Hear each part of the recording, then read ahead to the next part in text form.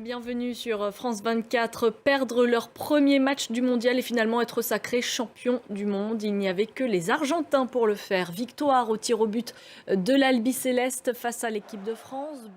Et l'honneur Vanel en direct de Buenos Aires. Merci beaucoup. Et cette victoire est donc, vous l'avez dit, d'autant plus savoureuse qu'elle a été plusieurs fois remise en cause par les Bleus. Dans un premier temps, totalement dépassés, dominés. Ils ont fini par recoller au score grâce à un triplé de Mbappé.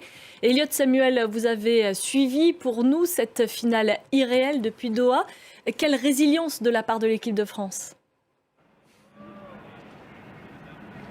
Ouais, pourtant les Bleus, ils ont été totalement méconnaissables pendant 1 heure 10 environ. On n'a vraiment pas reconnu cette équipe de France.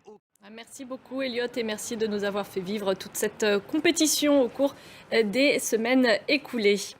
Emmanuel Macron était également à Doha pour encourager l'équipe de France ce dimanche. Lui aussi a crié, vibré, frissonné pour les Bleus.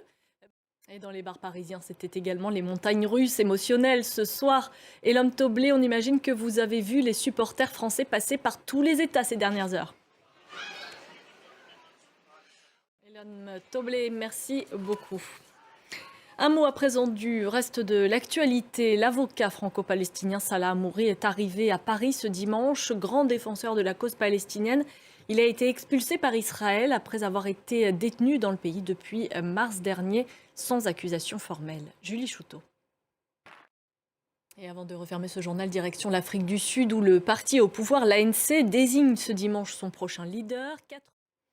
Fin de ce journal, merci à vous de l'avoir suivi. On se retrouve dans une vingtaine de minutes pour un nouveau point sur l'actualité.